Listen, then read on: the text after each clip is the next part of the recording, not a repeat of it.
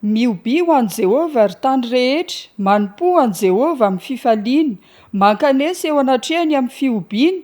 Aoka ho fantatrareo fa Jehova no Andriamanitra, izy no nanao antsika ary azy isika dia olony sy ondry fiandriny.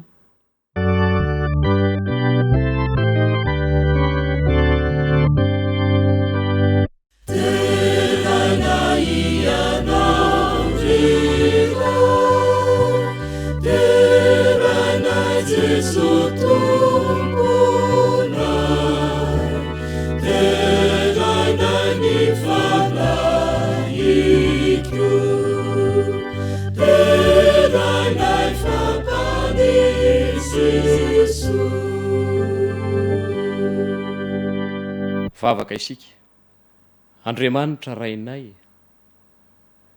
ny programa rehetra eto isaorana ianao, koa meteza mba hamelany helokay, ary meo anay ny teny ho entinay ho sakafo hamakivaky izao atoandro izao, amin'ny anaran'i Jesosy. Amen.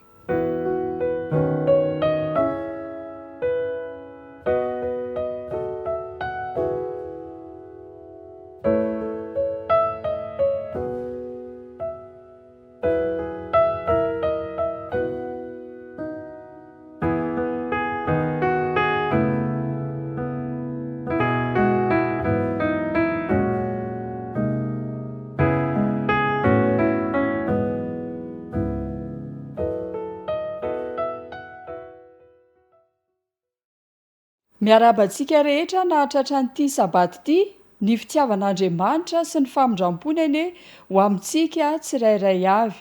Anomboantsika ny fotoana dia raha tsika manao ny hira 8:20 voninahitra anie. Hira fa 8:20 voninahitra anie.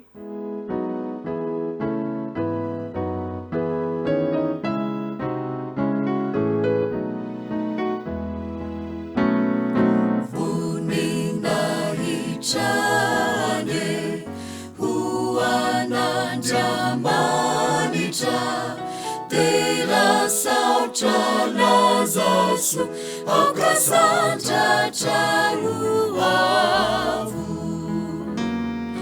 leibeni erini leibeni asani marinani didini manabaranya tsarani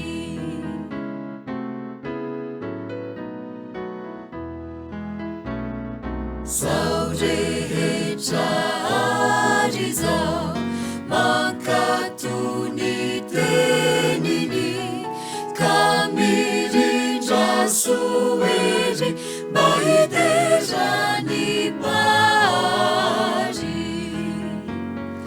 heni enyandanitra marusi mamiratra Nieti antaniku sesena sadikantu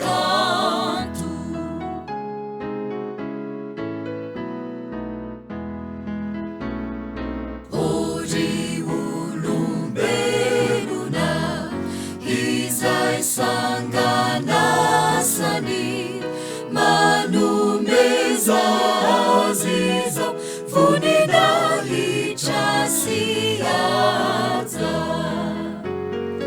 Ianau nu sambatra Nutaini fachacha Tiani raurikyu Bauvula menatsara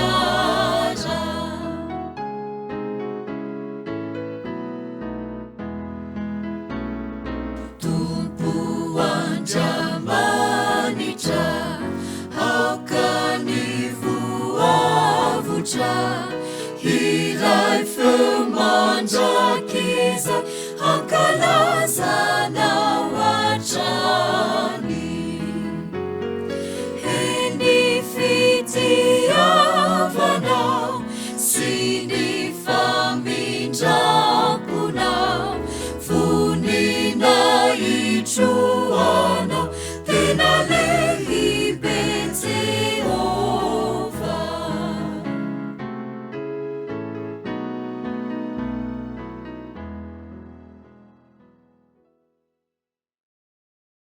Ankehitriny dia manasa antsika handray ny baibolitsika ka maki izay voasoratra ao amin'ny asan'ny apôstôly toko 20.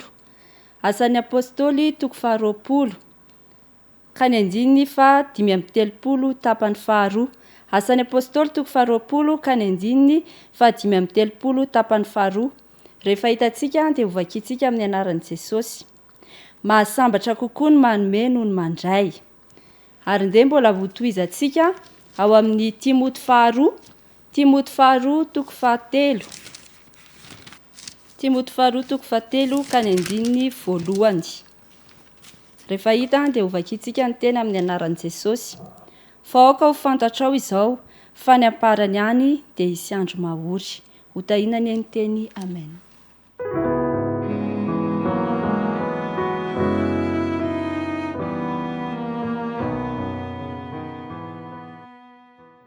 Iaraka ivavaka andohalika isika.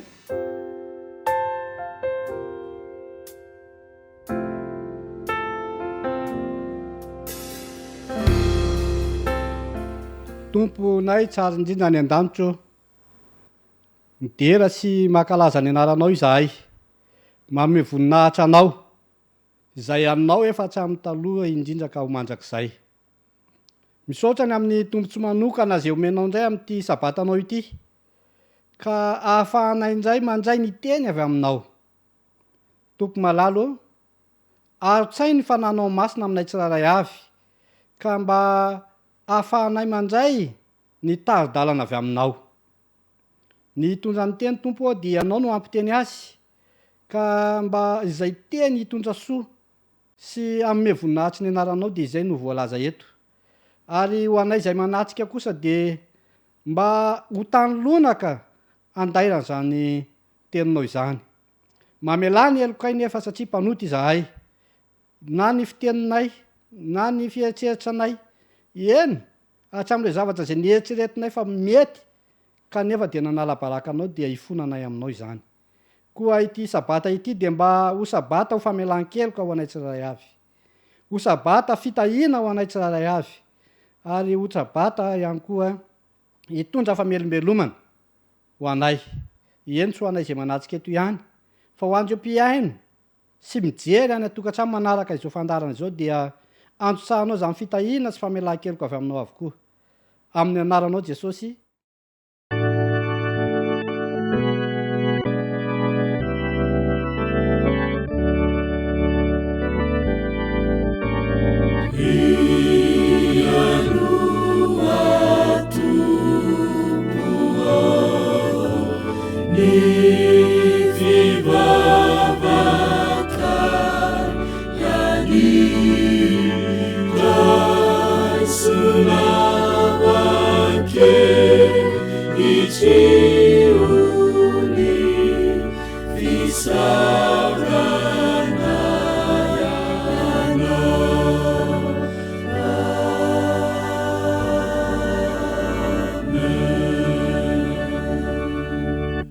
Amen.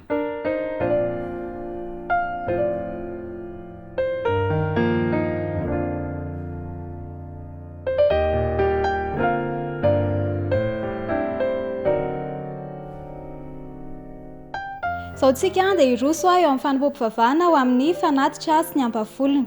Andeha omeko minitra vitsy ianareo hiara-nomana izany fanatitra sy ny ampafolony izany isika ary hitondra mbavaka mangina izany ihany koa.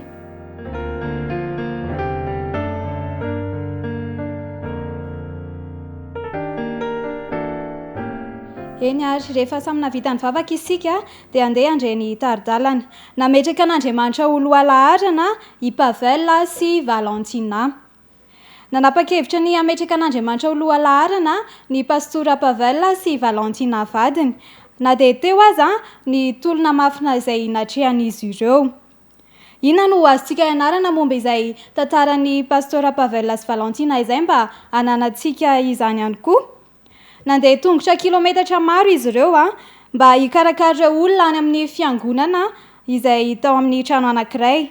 Nandreraka sy nanona tokoa izany dian'izy ireo izany, ary matetika ary izy ireo no tsy mahasakafo akory, ary tsy nisy fomba izay nahitan'izy ireo mofo ihany koa teny amin'ny lalana izay nolalovan'izy ireo.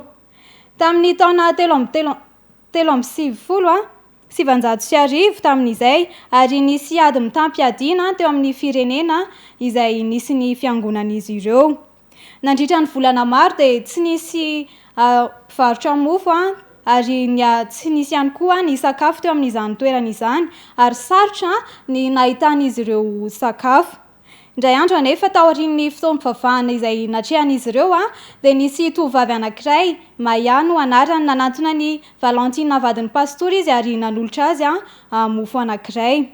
Tsy nety nandray anefa ny vadin'ny pastora teto, ary dia nisisika sy nitomany ilay tovovavy kely nanome azy izany mofo izany, ary dia nandray any Valentina no ny farany, fa nozarainy roa kosa ilay mofo, ny antsasany notazominy ary ny antsasany nomeny any Maia ihany. Rehefa teny an-dalana nody izy ireo dia nifanena tamina ramatoa antitra anankiray efa malotoloto ary hita ho mosarena tokoa, ary teo dia tsaroany ny hafalian'ny Maia rehefa nanolotra azy ireo ilay atsasa-mofo. Nanapa-kevitra izy mivady teto ny hanolotra ilay apaha-mofo ho an'ity ramatoa lehibe ity, ary dia noraisin'ilay ramatoa antitra tamin'ny ramaso-pifaliana izany na dia atsasa-mofo monja aza. Nefa izy mivady tamin'izay dia efa nieritreritra fa hihinana izay indray vao hihinana mofo amin'ny lasopy. Nanohy ny dian'ody izy mivady, ary dia faly ihany koa izy ireo satria afaka nizara ilay mofo tamin'ilay ramatoa antitra izay natsiaro fifaliana rehefa nandray izany. Indraindray ny fanaovana an'Andriamanitra ho loha laharana eo amin'ny fiainana dia mitaky fizarana izay anananao amin'ny hafa, na dia sarotra aza ny fomba izay nahazahoanao izany. Nametraka an'Andriamanitra ho loha laharana nefa ny pastora Pavel sy Valentina, ary mitaona antsika ihany koa ny herim-pon'izy ireo mba hametraka an'Andriamanitra ho loha laharana mandrakariva eo amin'ny fiainantsika isan'andro. Nahafoy ny zavatra rehetra Jesosy mba hamonjena antsika, ary izany ihany koa mba tiany ananantsika izany fanolorantsika ny zavatra rehetra izany mba ho fanompoantsika azy ihany koa. Andeha ary mialohan'ny anatazantsika ny fanatitra sy ny ampafolony dia asaiko ianareo mba hiara-iombom-bavaka amiko indray. Hiaraka hivavaka isika.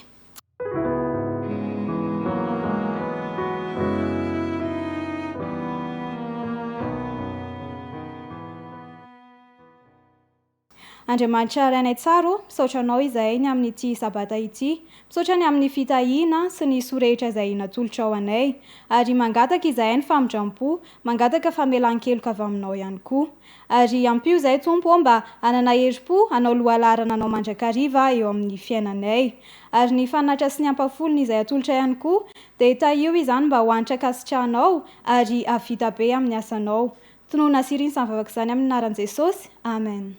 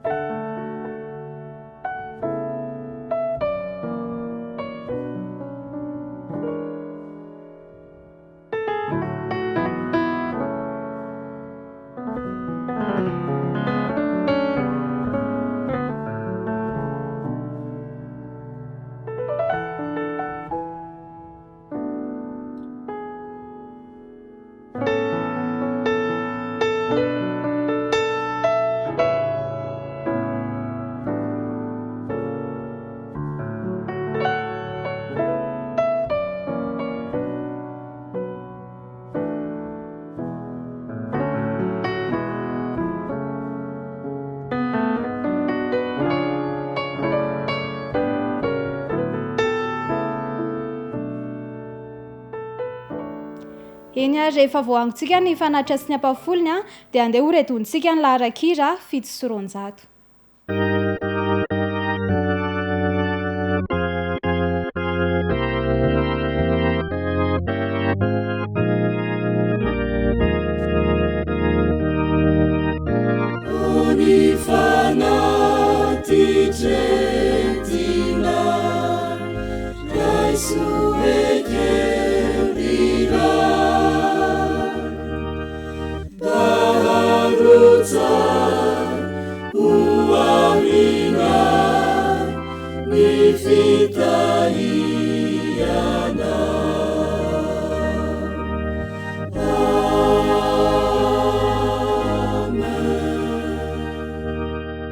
Amen.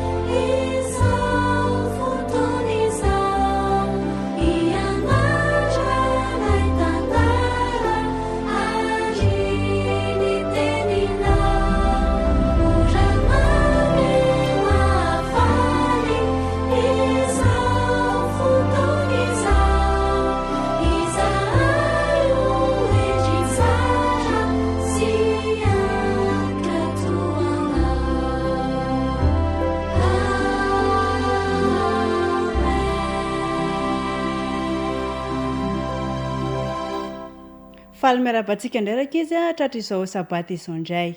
Andeontsika raka izy hiaraka hivavaka amin'izany. Andriamanitra misaotra anao zahay fa antantanao sy vimbinao nitra neny maninka tratra izao sabata izao indray. Ndeto izahay re ny teninao ray eo dia mino fa eto ianao amin'izao raha sy fotoana izao. Misaotra ray eo. Amen. Ny tantara etiko amintsika androany raka izy ny lohateny dia mitondra hoe anome ve anome ihany ve dia. Ahoana tsara izy tao raka izy anome ihany ve dia. Tantarana raim-pianakaviana ao akonina ty izy ty raka izy i tantarany isaondra kely voniditra ny trano raka izy saondra dia netanetana be mitsy isy miaraka amin'netana ary dia taitra neny hoe inona ty mahabitabitaka anao miaraka amin'ity voninkazo vomanga ary mangazo. Ay, ôzôry neny tany amin'ny dadatora seta nitondra anreto vomanga ireto hoe ampitindrana ho aneny izy ireto. Ay, to be dehibe izy zany. Dadampira setra neny teneny hoe reo fotsiny ve no entinao dia nalaiko daholo. Saondra sao dia mba nalainao daholo ary ny sakafo ny dadatora setra. Amarika izany raka izy tena netiny daholo. Fa teo dia taitra be neny. Ity ve ho lany na dia mandritra ny herinaratra antsika miany ty sakafo ty tsy mety lany. Sao dia tsy nalala fomba ary ianao ry saondra kely ozy neny. Ka i dadampira setra neny teneny hoe daholo ny reo fa abetsaka ireo zavatra ireo dia ame ve dia ame kely ihany. Dia indeha foana izy raka izy tamin'izany fotoana izany dia ozy isaondra kely tamin'izany hoe neny eo menatra be mihitsy fa nitantaraiky tamin'ny dadatora setra daholo ny zavatra ataoko hoe zahako dia tsy mba manome namako izany fa sao dia tsy ampohaniko.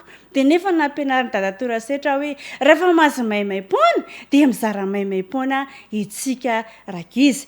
Manomboka izany dia ozy neny misaotra ny dadampira setritsika tamin'izany fahalalana izany tamin'izany toromarika izany fa tsara izany toromarika izany. Rehefa lasa ny fotoana raka izy dia ozy farakely hoe neny andao mba andrahoana amin'izay le mangazo ireo fa za zany fa te henina be mahitsiny. dia rehefa masaka reo mangazo ireo a dia andaometsika indray a ifaro ambadika ao a amena betsaka satria tsika mazo maimaim-pona dia mizara maimaim-pona betsaka izany ajanontsika to tantara izany raka izy a fa andony ny sokafantsika amin'ny baiboly ao amin'ny tenin'andriamanitra koa dia misy an'izany a raka izy ao amin'ny asan'ny apôstôly 2:20 tapany be manao hoe asambatra koa ny mame no mandray atsika zany raka izy rehefa mbola sy zatra n'le mizara ianao dia manomboka mizara amin'izay raka izy fa jesosy a dia mizara tamin'izany a ny androzany koa andeha itsika raka izy a hiaraka anao fanandramana mba hahita fahasambarana omeny jesosy a atsika ka manentana ny ankizy tsirairay avy a raha mba alala tanana izara ondro namanareo ho an'izay tsy manana satria tsika nazo maimaim-pona dia tokony inona raka izy izara maimaim-pona dia ajanontsika eo ny tantaraka izy a fa andeontsika hivavaka tamin'izay toriteny izay jesosy eo misaotra anao indray zahay tamin'iny toriteny iny engane ny toriteny iny jesosy dia mba akatahaka anao izahay ka mba ahizara ho andreo namanay izay tsy manana ireo ka misy matoky izay fa ho mpakatoa miaraka amin'i jesosy misaotra jesosy eo amen dia velomandray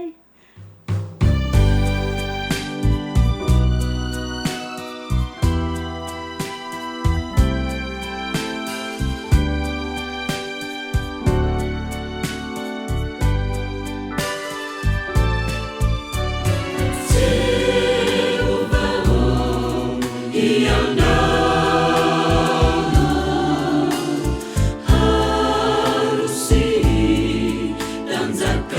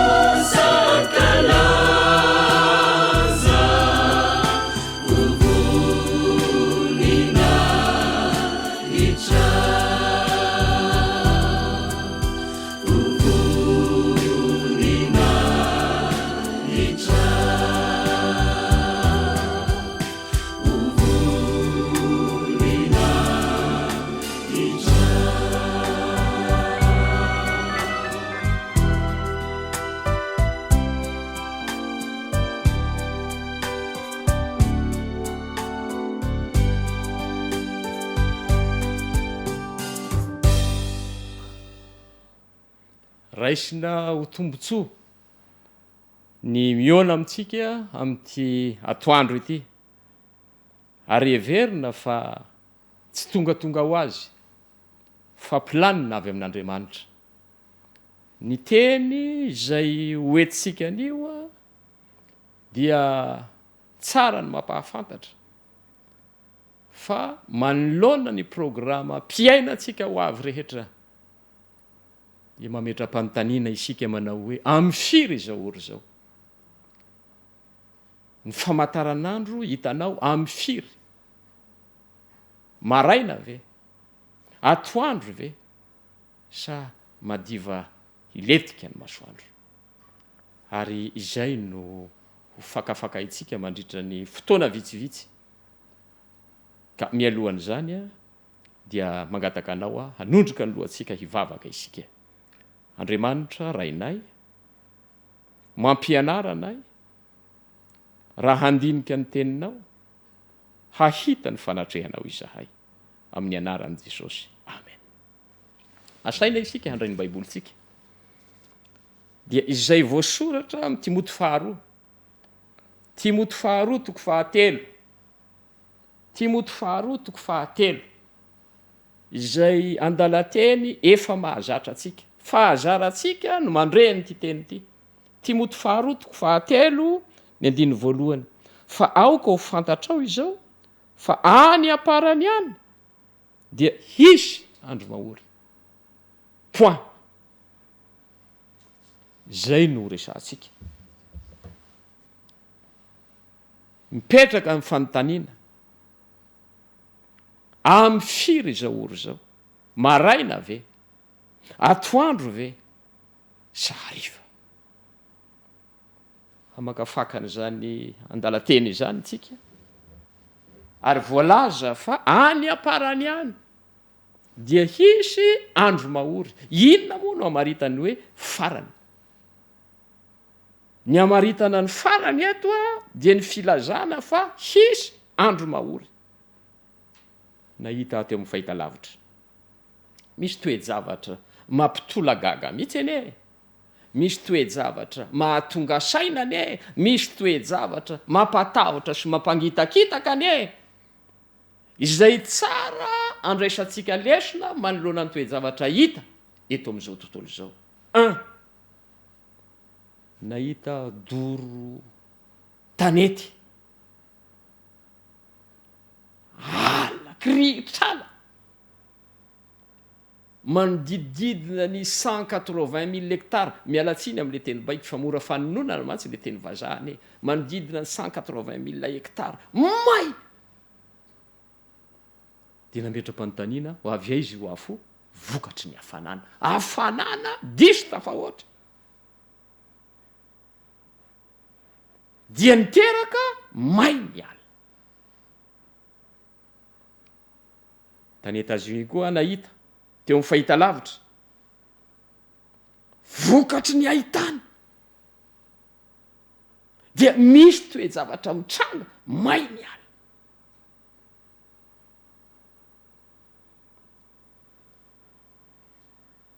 Any Afrika hita teo amin'ny fahitalavitra koa izany.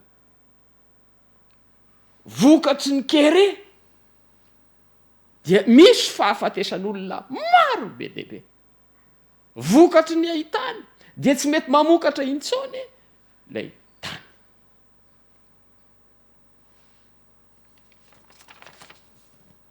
Manoloana ny toe-javatra ohatr'izany a dia tsara ny mampametram-panontaniana.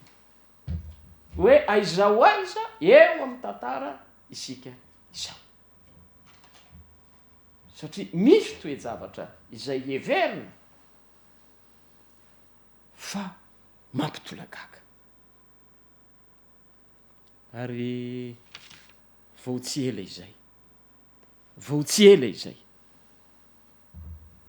Teto amintsika. Nahita ireo karazana arety mandringa.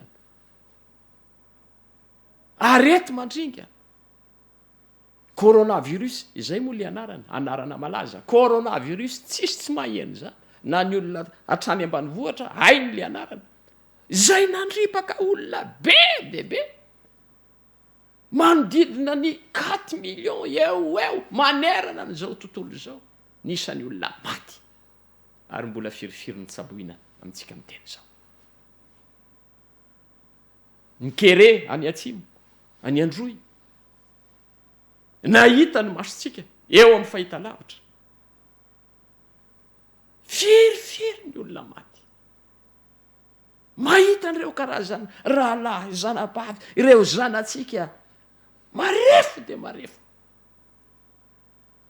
tratra ny anoanana tratra ny ahitana ary zany toe-javatra izany no resahana dia azahoantsika manontany hoe afrina izao ora misy atsika zao mazava ho azy fa andro paorina izao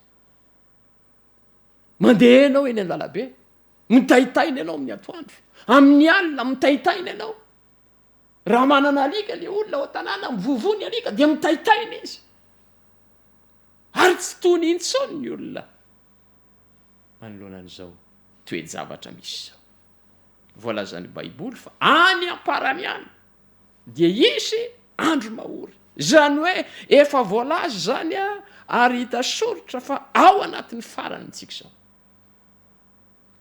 ary tokony iomantsika manoloana ny famarana ny tantara tany sao isika mbola mieritreritra fa mbola ho lava ny tantara efa katoko ny farany ntsika zao ary efa madiva iletika ny masoandro ifarany ntsika zao. Ny fanontaniana mipetraka re dia zao rehefa manoloana ny tena farany voaomana ve ny ankohonanao tsara fiomanana ve ny ankohonanao sa mbola variana satria rehefa ho avy Jesosy fanontaniana petrany dia hoe aiza ireo zaza nomenanao ny fanontaniana dia zao efa madiva iletika ny masoandro tsara fiomanana ve ny ankohonanao ary ny fomba tsara indrindra anabeazana ny ankohonana dia ny fanaovana alitara ao amin'ny tokantrano zany hoe aoka ny tokantrano tsirairay avy mba hisy alitara velona ao hisy fiangonana kely ny tokantranontsika dia ao isika manao fotoam-pivavahana mamolavola n'ireo zanatsika ny vaditsika ny zanatsika ny vadiny tsirairay avy moa zany fa tsy de fiteny loatra le hoe ny vaditsika tsy fiteny loatra fa ny vadiny tsirairay avy fa ny zanatsika izay ny fiteny de volavolaina ao amin'ny tokantranontsika ao amin'ny alitaratsika ao no amolavolana an'ireo zanatsika reo satria ireo no anontanianatsika rehefa tena tonga Jesosy dia tokony misy fiangonana kely zany isotra amin'ny tokantranony kristianina tsirairay avy ary rehefa misy fiangonana kely ao dia tadidio alao jerentsika manasanao andray ny baibolinao jery ny eo amin'ny Exodosy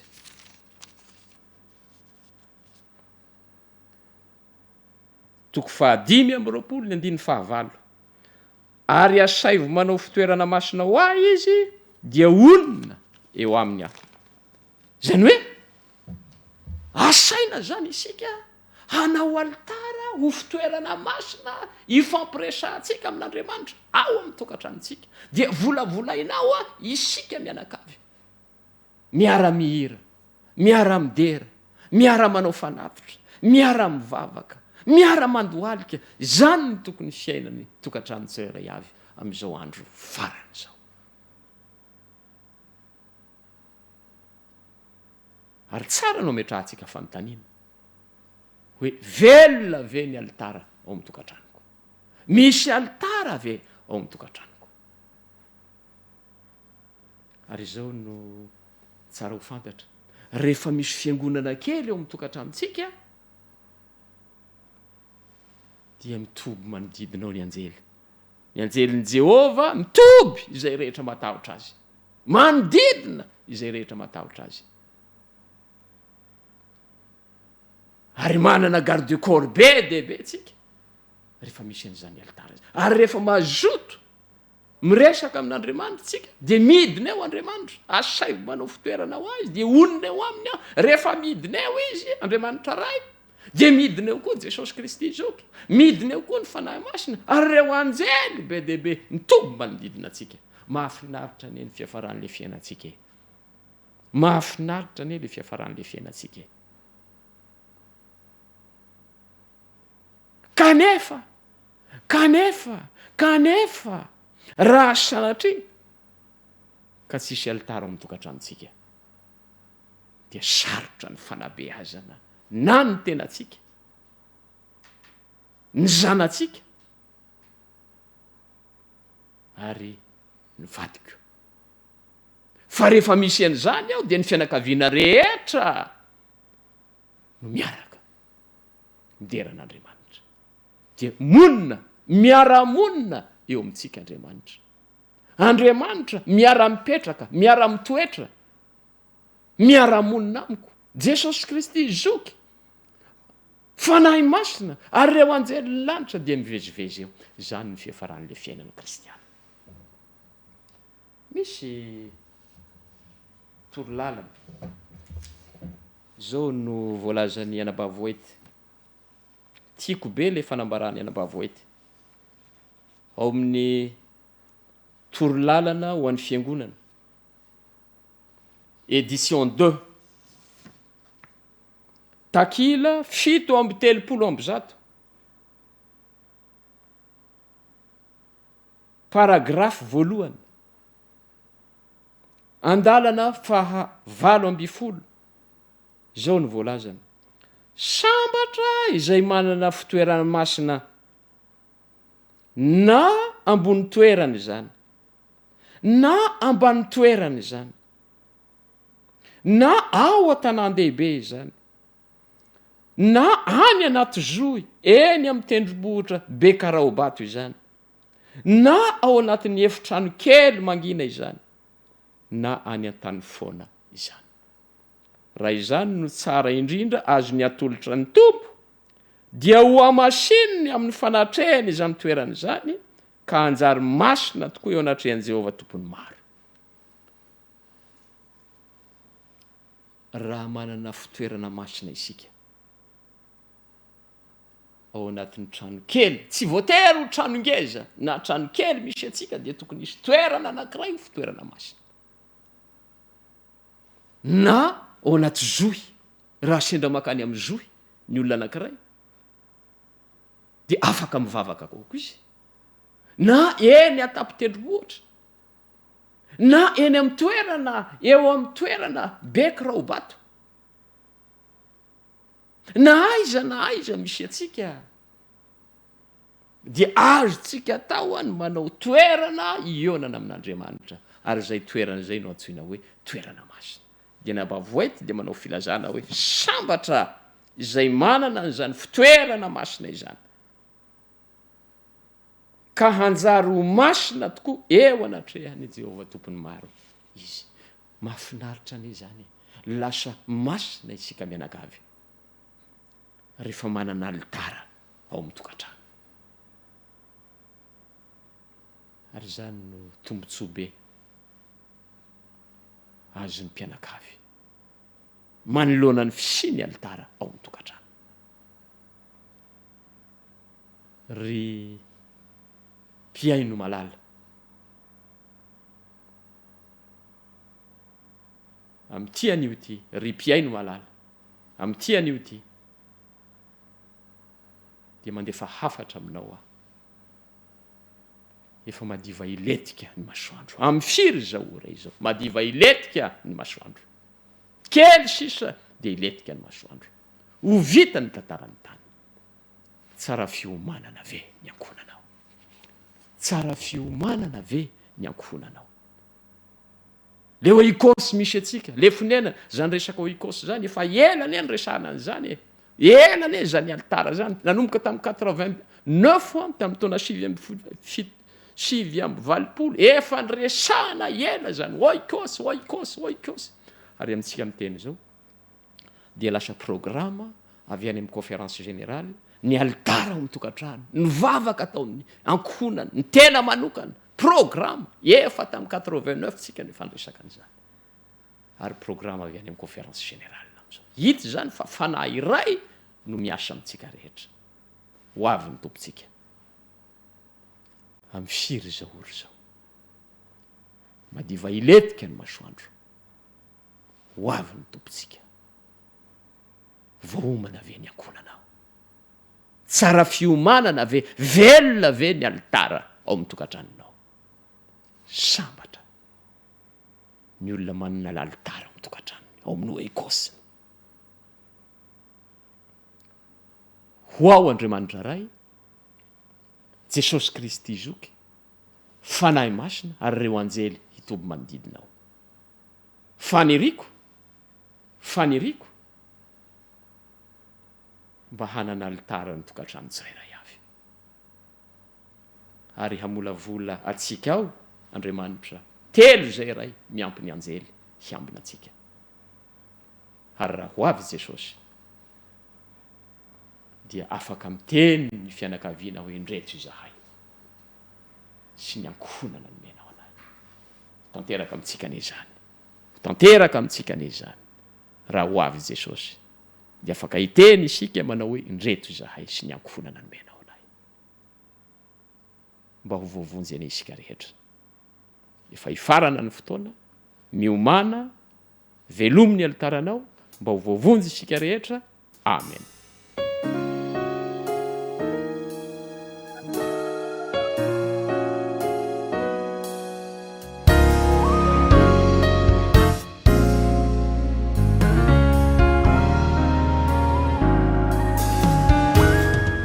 Nisoratsika ny ray aman-dreny izay ny nanaiko fantsona nitondra ny fampahirezana ao atsika teo ka anderitsika hiaraka marana ny fotoana ka horedontsika ny hira 480 tantaninao ny dianay.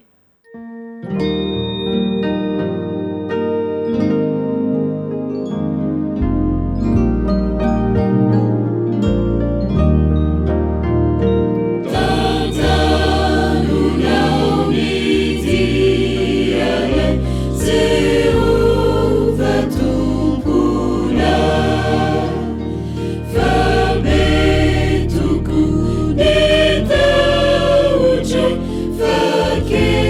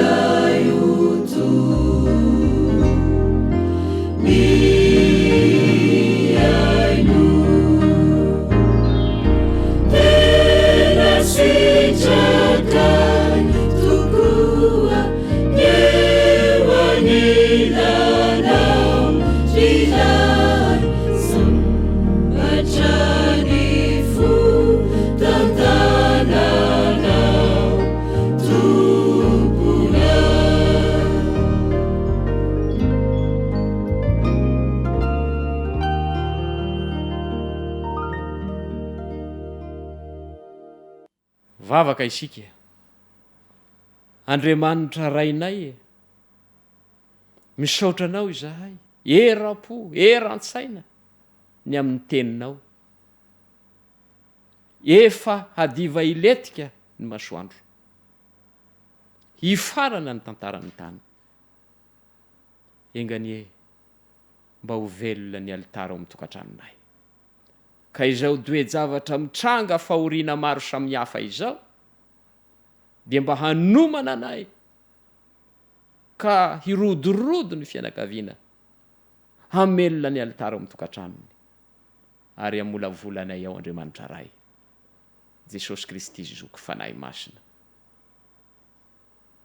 ho rainay ho zokinay ho mpampianatra anay ireo ary ny anjely hamididina anay raha ho avy ianao Jesosy io dia hahita ankohonana maro hisenanao eny amin'ny rahony lanitra zany no vavaka angatahanay zany no fanirianay mba ho tanteraka aminay mianakavy ane zany amin'ny fiangonana rehetra amin'ny zanakao rehetra zany vavaka izany tononinay ny vavaka angatahanay ny vavaka noho ny amin'ny anaran'i Jesosy amen